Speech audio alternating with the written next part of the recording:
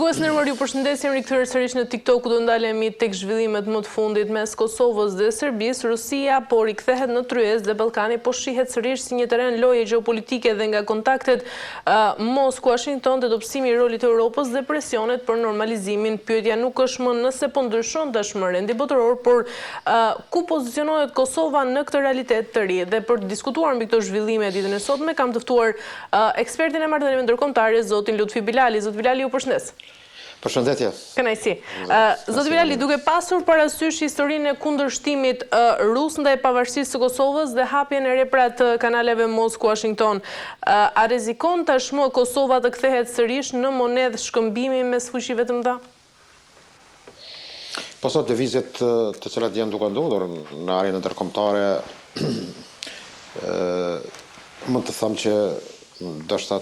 finalin e fundit të një marrëveshje, apo më mirë mund të them përpunimin e një plani për të arritur një marrëveshje në një zonë konflikti, kryesisht mund të arrihen, po se ka pajtueshmëri nga 2 plus 3 ndoshta fuqi të cilat ndikojnë. Nuk më marrë këtu vetëm fuqit ose ende perandorinë më të madhe shqiptare, por krahas saj edhe Federatën Ruse apo edhe Kinez, por edhe fuqi tjera në këtë rast të zonave, apo fuqi regionale, siç është Unioni Evropian, apo edhe Turqia, India, por në këtë rast mendoj që në raport me Kosovën, fuqitë e mëdha dhe gjitha ngjarjet që janë duke ndodhur në arenën ndërkombëtare, do thotë kemi një zhvillim jashtëzakonisht marravens të shpejt, do thotë që në këtë janar kemi edhe një organizat të re, me 22 janar, nga 22 janari, siç është ai bordi i paqes, i cili paraqet një farë lloj organizimit të ri dhe me rregulla që ende nuk dihen, mund të them edhe organet e saj, sepse OKB-ja ka disa organe e cila është legjitime në aspektin e asaj që ende është organizata vetëm ndërkombëtare, ku të bën shumicën e vendeve. Por një rrezik i arshëm për vendet e vogla, po regionin ton në tërësi do ballafaqohet me problematikat me të cilat ende ndodhen në Ballkan, në këtë rast, dhe besoj që duhet të jemi bukur suqel se çka do na sjellë nesër. Ndërkaq, zoti Bilali, në një kohë kur raportet shërbabe janë disi të tensionuar dhe fronti perëndimor ndërkaq duket i fragmentuar, apo krijohet një hapësirë rrezikshme që Rusia ta shfrytëzojë Ballkanin si një zonë destabilizimi? Politikisht mendoj edhe pse një pjesë e Rusisë shtrihet bële, mund të them që ke deklarata edhe të kancelarit gjerman që Rusinë trajton si një fqi, një vend evropian. Prandaj mirë, po për ne mendoj që trajtimi ynë dhe orientimi ynë është, do thotë, të arrihet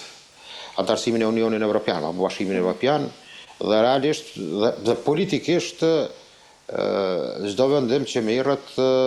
rreth proceseve të ndryshme që kanë të bëjnë në Ballkanin Perëndimor, por edhe në dialogun Kosovë-Serbi, në një mënyrë barën në aspektin zyrtar oficiale bën Unioni Evropian, i cili ka një ndërmjetësues në këto bisedime. Dhe mendoj që evropianët, edhe pse gjenden në një pozicion jo të mirë për shkak të gjithë atyre fragmentime dhe divergjencave që kanë me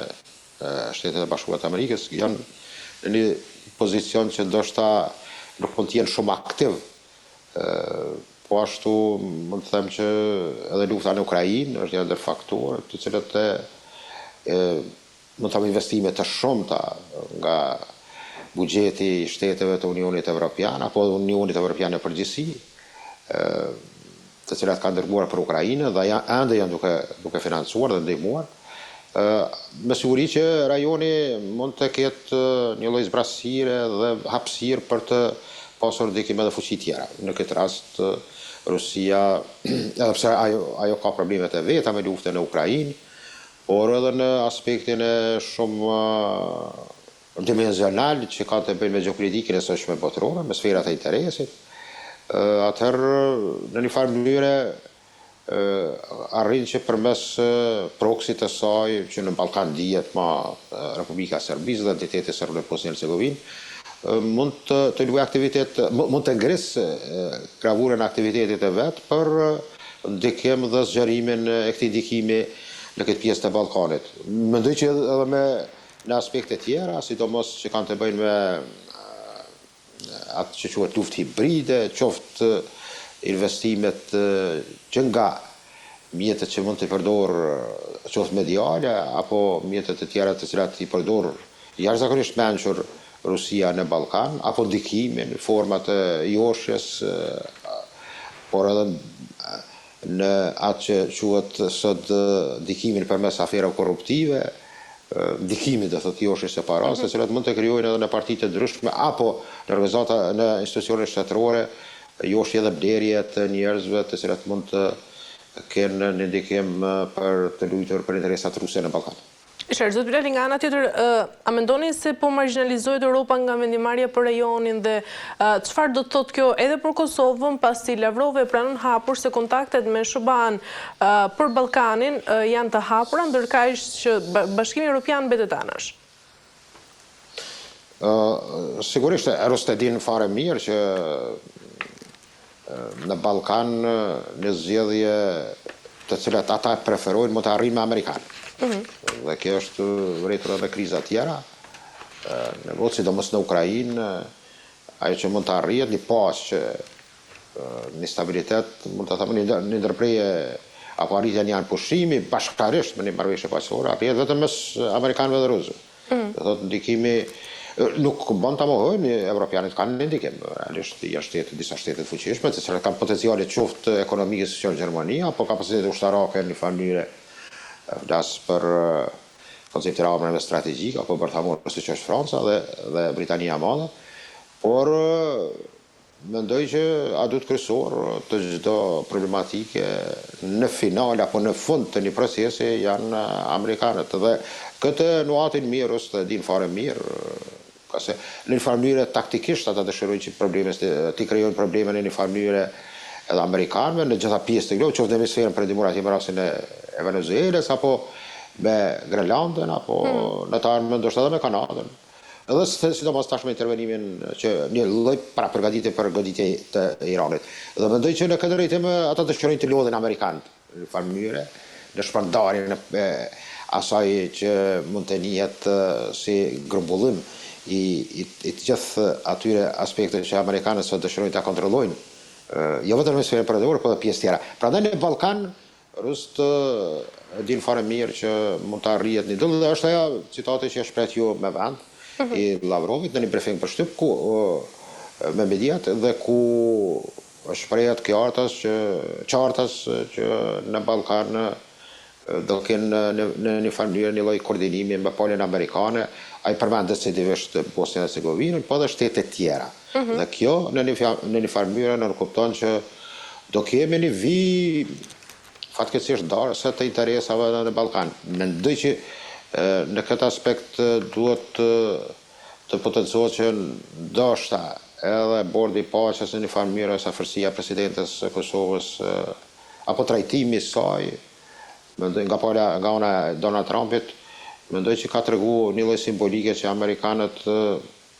janë ata që interesat e veta në Ballkanin Shtrim përmes realitetit të faktorit shqiptar në Ballkan. Në fakt, zot Bilali, ashtu si e thatë edhe ju, Serbia dhe Bosnia përmendin si bastione kryesore të ndikimit rus përmes energjisë, sigurisë, medias, por edhe ekonomisë. Mendoni se mund të shndrohen këto vende në platforma presioni direkte të ta quaja ndaj Kosovës? Po sigurisht burimet ato apo mund të them interesat qoftë gjeoekonomike, por në këtë rrafsh mendoj që Bosnia mund ta ketë fatin e Jugosllavisë, do thotë një shtet i krijuar nga ajo që shifet për të mbijetuar ekziston ai rreziku i shpërbërjes, po që se ndoshta faktori mund të them amerikanë dhe interesat turko dhe atë Arabisë Saudite nuk do ishin të influencuar për të ruajtur këtë bashkësi apo këtë qytet. Dhe kjo mund të jetë sigurisht që kemi një situatë me cilën mendoj që Ballkani paraqet një potencial të rrezikshëm pas Ukrainës, pas asaj që mund të ndodhë në Ukrainë, do thotë një problematike e cila realisht mund të jetë shkëdia zjarri është Bosnia. Dhe nga Bosnia, nga në jug, poshtë kemi pastaj një situatë jo më të mirë në Maltezi, por ka se është një, më të them, pozicion i tillë i Malit të Zi, sidomos në aspektin e ankorimit të asaj që njët të bazave, më të them, daljes në Adriatik, Vregdetit të cilin e posedon një hapësirë Mali i Zi, dhe që Serbia është, do thotë, ka një frymëri ëndër të jetë në një farë mënyrë nesër pjesë e këtij ankorimi në Bregdet, dhe Kosova kuptohet e cila ende ka dhe duhet të ketë një qasje më ndryshe në aspektin e forcimit të rolit saj në aspektin ndërkombëtar, në numrin e njojeve, pastaj ngritjen e kapaciteteve të brendshme dhe stabilitetin e brendshëm, por mendoj që edhe Shqipëria në këtë kontekst duhet të llogaritë që në këtë kohë në cilën jetojmë, me situata jashtëzakonisht alarmante për këtë sigurisë dhe ndryshimit komplet të konceptit një bote ndryshe, dhe këtë pranojnë edhe vetë liderët më të fuqishëm, që bota ka ndryshuar dhe duhet ndryshojmë edhe ne. Mirë po, ne kemi ato problemet të cilat janë më specifike në raport me fqinjet tonë, të cilat kanë apetitin, këtë rast me Serbinë, të cilat mund nesër të paraqiten rrezik për substancën tonë. Zoti Blali, nga ana tjetër, a rrezikon Kosova të mbetet jashtë radarit strategjik të perëndimit pasi Europa tashmë përballet me kriza të shumta si Ukraina, Gaza, Groenlanda, ndërkaq që Ballkani mbetet disi i zbet?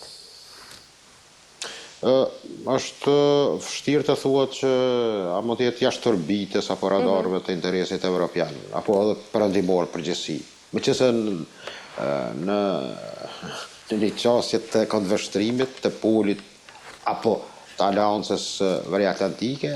por edhe interesat dhe civilizimit perëndimor ka qenë unison deri vonë, por tash kemi një ndryshim radikal dhe mendoj që duhet të ndajmë dy aspekte, ato që nënkupton Evropë ose Unioni Evropian dhe qasja amerikane. A mund ta humbë interesimi? Jo, nuk e besoj. Kjo mund të jetë ndoshta ndonjë fazë ku mund të ketë lodhje në gjithë sferë, në gjithë këtë lojën e madhe të shahut që po luhet në arenën ndërkombëtare. Evropianët, po të them, nuk janë në pozitën më të mirë. Por mendoj që amerikanët shifet që në Evropën juglindore, në një farë mënyrë, një lloj përkrahasi kanë elemente të faktorin shqiptar. Por kjo nuk do thotë që amerikanët nuk mund të kenë pastaj një qasje tjetër në të ardhmen e afërt. Kjo është parë, them drejtën, edhe me qasjen e Siri, ku ka qenë, do thotë, përkrahas më të mëdhenj të interesave kurde. Dhe kjo ka qenë e afërt, ato bazat e pjesë veriminore kanë qenë edhe bazat amerikane dhe përkrahja që ka dhënë SDF-it, do thotë, forcave kurde të cilët kanë luftuar regjimin e Asadit, por edhe me ardhen e Al-Sharës apo interesat turke në këtë pjesë. Dhe sot i ke, do thotë, të hedhur, mund të them, të përdorur dhe të gjuajtur. Dhe kjo mendoj që duhet të kemi kujdes në aspektin e interesave të fuqive të mëdha, ndonjëherë mund të jenë edhe vendime jo të këndshme. Por përgjithësi orientimi dhe shpresa e vetme për momentin, për faktorin shqiptar, sidomos për Kosovën plas, është jo vetëm ai zhargoni që ndoshta mund të jetë që çdo herë mendohet dhe shpresohet që shpresa jone vetëm mund të jetë kjo, e vërteta që ndron ashtu, por duhet kemi kujdes që nesër mund të jemi ndoshta ose edhe me një insistim të një marrëveshje apo përfundimin e dialogut Kosovë-Serbi mund ta servohet diçka që me këngulje nga meqetan mund të jetë një lloj presioni. Zotë Bilali, nga ana tjetër, raportet tregojnë se Rusia synon të mbajë Serbinë larg perëndimit duke bllokuar kështu dhe normalizimin me Kosovën. Mendoni se jemi përballë një strategjie të qëllimshme për ta mbajtur disi konfliktin të ngrirë? Po, kryesisht Rusia ka arritur, ose edhe politika serbe ka arritur që të çështjen e nisit industrisë e naftës së Serbi, ta rikthej dhe të shes aksionet e Gazpromit, pastaj asaj kompanisë ruse Naftol, e cila ka qenë një përqindje kështu me ato aksionet shtetërore në Serbi. Dhe ka rritur që do të ta gjej një kompani në Hungari dhe ta bëj, do të këtë ndryshim i cili më një farë mënyre mund të jetë vetëm ndryshim i emrit, i firmës, por do të ka qenë në aspektin energjetik, mund të jetë ende faktor i rëndësishëm. Në aspektin diplomatik është dhe interesante për Serbinë, tradicionalisht një raport me Federatën Ruse, aspektit religios, do thotë është një lloj bastioni interesave të ortodoksisë në Ballkan, apo marrëdhëniet e Kishës Ortodokse serbe me Patriarkatin e Moskës, dhe mendoj që në aspektin ushtarak të duhet ndonjë inovacion i cili mund të jetë nesër i dërguar edhe për Serbinë, meqense kanalet toksore janë sot për sot janë më problematike. Por do thotë janë 3-4 elemente që ka çështja do thotë energjisë deri te aspekti dhe kapacitetet ushtarake është një dëshmëri e tillë. Rusia a do arrin të mbaj këtë tempo dhe këtë situatë, mund të them, të status quo në Ballkan? Sigurisht që po, nga se Ballkani se të shndrua një vend të, mund të them, tash në tregun, mund të them, të interesimit, jo vetëm të madhe dhe tregut, por edhe aspektin politik dhe ushtarak ka hyrë edhe Izraeli. Bashkimit Evropian, Rusisë, Shebabë dhe Turqisë, tash në trege kemi Izraelin i cili tenton ta tregojë edhe fuqinë e vet në këtë pjesë. Meqense është e çuditshme ajo vizita e djeshme edhe në Tel Aviv, ku do thotë kemi pasur 2 lider shumë interesant. Edhe Milorad Dodiku nga Republika Entiteti Serb, por edhe Edi Ramën nga Shqipëria. Dhe kjo mendoj që ka qenë një lloj rivaliteti me të cilën në disa raste ka qenë situata të çuditshme, por sidoqoftë mendoj që interesat ruse në Ballkan drejt që do rriten apetitet e tyre. Jo që do të zvoglohen, por do të ketë edhe, mund të them, rritje rapide. Zotë Bilali, në rast se do të kemi një përpjekje ruse për të ndezur trazirat e reja në Ballkan, mendoni se Kosova është realisht e përgatitur në aspektin e sigurisë, por edhe të institucioneve për skenarët e destabilizimit? Po, Kosova sot gjendet, mund të them, në itinerarin dhe në programin e tyre për provokime të ndryshme, qoftë të natyrës që kanë të bëjnë që nga propaganda, apo edhe medialisht Sputnikut, pastaj kanalet e blogerë të ndryshëm rus, apo edhe serb që bashkëpunojnë me institucione me cilat do thotë kanë një farë lidhshmërie dhe mund të një farë i plani për të arritur në aspektin medial të kenë ndikim edhe në pjesë tjera jashtë Serbisë. Po sigurisht edhe grupet e ndryshme të cilat kanë të lidhur institucionalisht me instrumente të sigurisë në Serbi, apo institucione të cilat punojnë, mund të them, tërkohen që të ketë destabilizim dhe provokime, qoftë përmes situata me të cilat ata mund të arrijnë atë nivelin ku të viktimizohen popullata serbe apo pakisja serbe në Kosovë dhe rastet të paraqesen si viktima. Tëra kjo ka të bëjë me atë që të krijohet një përshtypje që në Kosovë rrezikohet siguria e atyre që është e kundërta, por edhe kemi elementet e tjera. Mendoj që Serbia përmes grupeve të ndryshme nesër mund të jetë më të them, një vend burim për kryrje të aksioneve të ndryshme, qoftë sabotazhet deri të aksione terroriste. Dhe mendoj që në këtë drejtim Kosova hë për hë ka kapacitete, mirë po mendoj që duhet të punojmë aty për sforcimin e informacioneve, qoftë nga jashtë qoftë nga brenda, por edhe të ngritjes së nivelit teknologjik teknik të asaj që nënkupton jo vetëm çështja e sigurisë, edhe në aspektin qoftë të inteligjencës apo edhe të kapaciteteve tjera të sigurisë, por normalisht që Kosova ka nevojë, mendoj që më tepër të ketë një strategji të nivelit të forcimit të kapaciteteve militariste dhe ushtarake, nga se jetojmë në kohën kur siguria është zakonisht e brisht jo vetëm në Ballkan, por edhe në gjithë botën. E qartë, zoti Blali, nga ana tjetër, nëse SBA-ja mundohet që të dyja vendet të shtyjë për normalizim të raporteve mes tyre dhe Rusia nga njëra anë për pengimin e tyre, mendoni se dialogu tashmë po futet në një lojë të rrezikshme gjeopolitike jashtë kontrollit të rajonit? Jo, besoj që do kemi një situatë kur paralajmërimet janë që do ketë një takim të nivelit të lartë, kjo varet, më të them, nga problematiket e brendshme që ka Unioni Evropian. Nuk është për hera parë, ky proces prolongohet për arsye të ndryshme, qoftë për shkak të problemeve të brendshme në Serbi, apo për shkak të çështjeve që kanë të bëjnë edhe me zgjedhjet apo ndonjë të lashe brenda Kosovës. Dhe kështu që kemi, do thotë, një situatë kur mendoj që flitet shumë për prillin, maj dikun që mund të organizohet një takim Kosovë-Serbi, të afrohet një platformë e qartë me insistimin e nivelit të dytë apo tretë të një rango të palës amerikane. Apo mund të ftoj si 4 shtatore 2020 Trumpi, sepse nuk përmend rastësisht nga 8 luftar që kanë dalë ai në botë, është edhe ajo që ka dalë mes Kosovës dhe Serbisë. Dhe mendoj që nuk është rastësisht me përmendja shpesh të marrjes ngojë e kësaj situate apo ndalimit të këtij konflikti apo lufte, dhe mund të ndodhë që për, mund të them,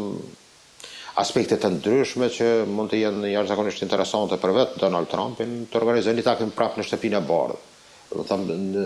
në një formë të një memorandumi ekonomik që kanë pas me 4 shtator 2020 në fund të mandatit të parë. Dhe kjo mund të sjellë pastaj nuk jam shumë optimist që në letër në tavolinë nuk mund të rrezikohemi, nuk do të thotë që nuk mund të rrezikohemi me ndonjë pikë e cila mund të jetë e disfavorshme. Mirë po, amerikanët dihet që në momentet të caktuara mund të na habisin me ndonjë. Do jetë, besoj, një kombinim mes marrëveshjes së memorandumit ekonomik të 4 shtatorit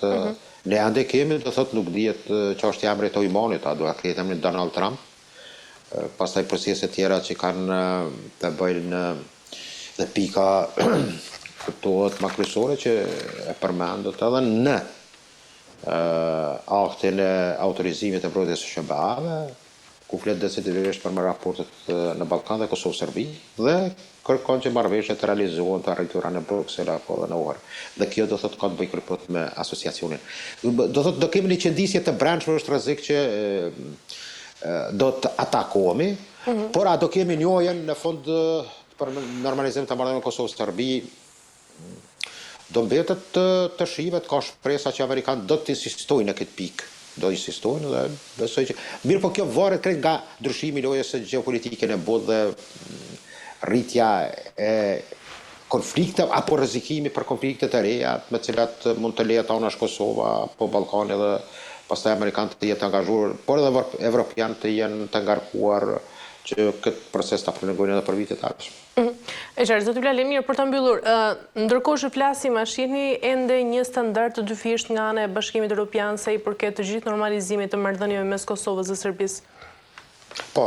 sigurisht, evropianët kanë pas një qasje, më të them, dualiste, e cila më tepër ka qenë, mund të them, një lloj hile në disa raste. Mos harrojmë institucionet Unionit Evropian kanë pranuar dhe pasaportat serbe për banorët e Kosovës, banorët serb të Kosovës, të Republikës Sonë, të cilat me akronimin Kosovë me të i lëshuar nga organet e Serbisë. Do thot në këtë situatë ndoshta ka qenë moment jo i mirë, por më duket që evropianët për shkak të interesave të fragmentuara për brenda, do thot deri në kohën sa ka qenë Borrell, pastaj Lajçak, intermediator në dialog, pastaj ardhja ose Ashton ma herët gjatë kohës kur në qeverisë ishin Thaçi dhe Mustafa. Ardhja Kallasit ka, ndoshta edhe pse njihet që buran nga një vend në Republikat Baltike, e cila ka një histori, mund të them, të një qëndrimi antirus, kështu të rritur edhe si familje, por edhe si nivel politik, sepse baba ka pas përmirëse dhe pozicionin e të njëtë. Por mendoj që evropianët në këtë rast fola pak për fragmentimin e tyre varet në pozicionet e tilla, i kem francez, polak, gjerman, apo mund të them ndoshta edhe italian, të cilët në një farë mënyre ka një qasje më ndryshe në aspektin mund të jenë të këndshëm në deklaratat publike, në konferencat për shtyp, por mendoj në trojezën dhe në tavolinë me duket që menyja atyre për ne kushton shtrenjtë, për ata është e lirë, por ata dëshirojnë që ta arrin me komgullje në moment saktuar të prolongojnë edhe ndoshta edhe qasjen e dinamikën e bisedimeve, por në një farë mënyre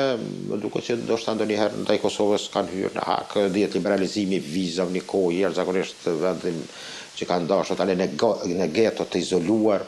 por më në fundu arrit ai procesi i cili ka qenë më them i vonshëm. Pastaj kemi ato masat me cilat do thot vetëm tash i kanë arritur të hjekun rreth sidomos që kanë pas të bëjnë me planin e rritjes kur Kosova përfiton mbi $800 milion. Mirë po të gjitha janë këto aspekte me të cilat ata kërkojnë diçka për sankcionojnë dhe kurzojnë. Dhe këto momente besoj që Kosova ma tepër është gjobitur ta quaj këtu se pola serbe. E qartë. Mirë, zot Bilali, kemi arritur në fund, ju falenderoj për gjitha informacionet. Mirënësi, faleminderit, kaleni mirë. Mirë, të nderuar teleshikues, kemi arritur në fund të kësaj pjese të parë, do bëjmë pushim të shkurtër, më pas rikthehemi në pjesën e dytë për të ndalur tek gjeopolitika.